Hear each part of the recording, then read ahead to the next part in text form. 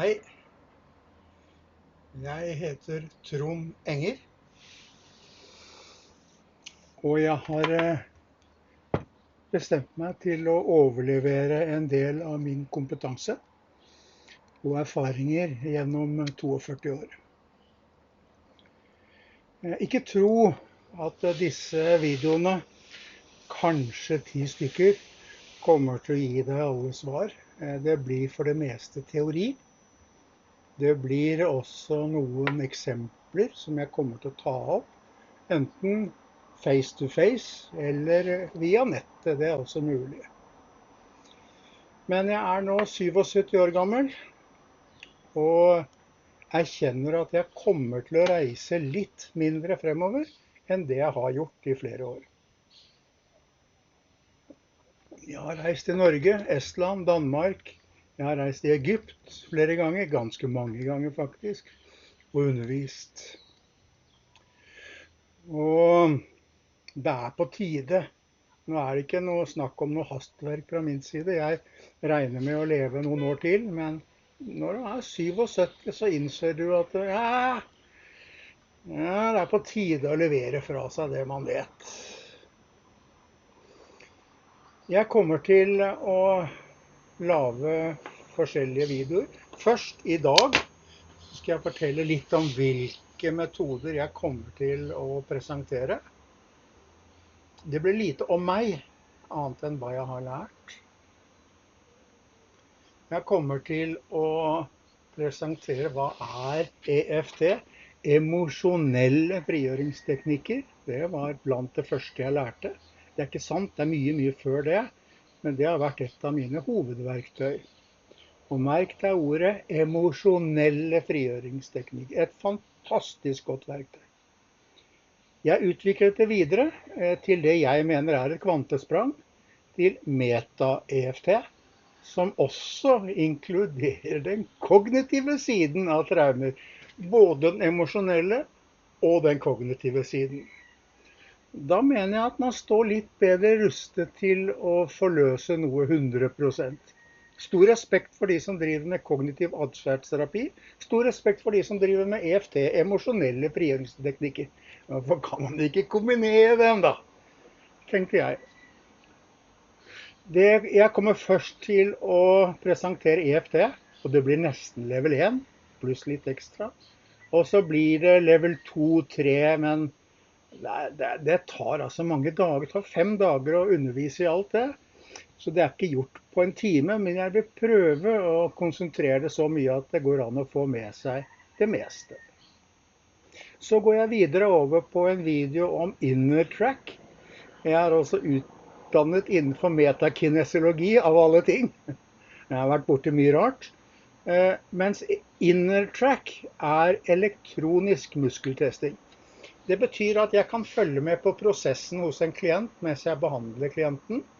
Om han er til stede i behandlingen og kjenner på sine følelser, eller om han bruker strategi for å skyve seg vekk.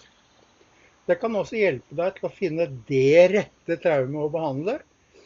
Og jeg kommer mye mer inn på det senere, og hvordan InnerTrack er et fantastisk verktøy til å hjelpe en klient med å finne traumer og tidligere traumer og forskjellige andre ting. Det kommer jeg tilbake til. Så vil jeg ha 2 sannsynligvis videoer om biosunnhet. Jeg er mastertrainer i MetaHealth, det som i Norge kalles metamedisin, som i Danmark kalles metasunnhet. Sammen med psykoterapeut Jette Hastrup, så har vi utviklet noe vi kaller biosunnhet. Det er fordi på samme måte med meta-EFT, så ser vi metamedisin og metasunnhet i et helt nytt perspektiv, hvor vi ser, det er en tosidighet. Og de fleste av dere vil kjenne igjen yin og yang. Ja, men det gjelder traumer, og det gjelder sykdom, som vi presenterer på en grundig måte i biosunnhet. Og vi har valgt å differensiere mellom fysiske lidelser og psykiske lidelser, sett fra et både mye høyere perspektiv, og vi graver mye dypere inn i materien. Jeg regner med at det blir 2 programmer på det. Så går jeg videre over til det som heter Spiritual Technology.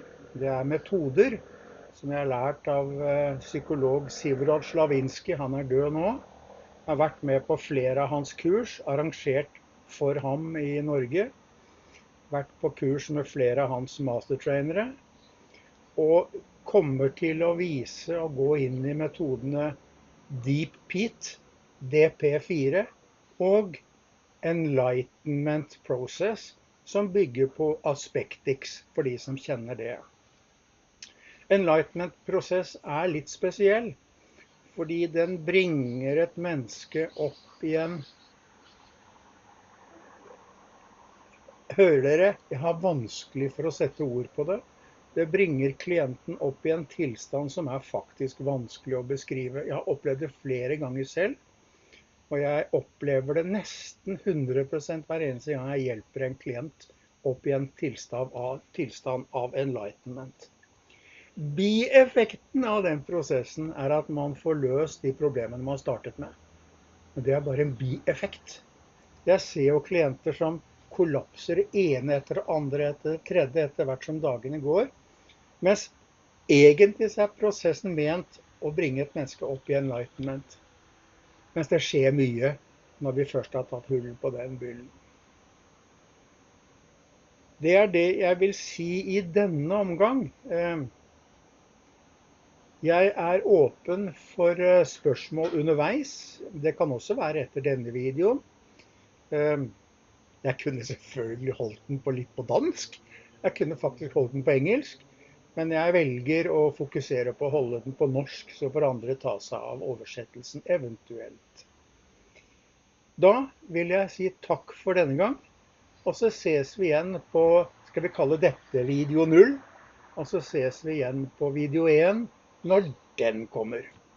Takk for nå, og vi ses.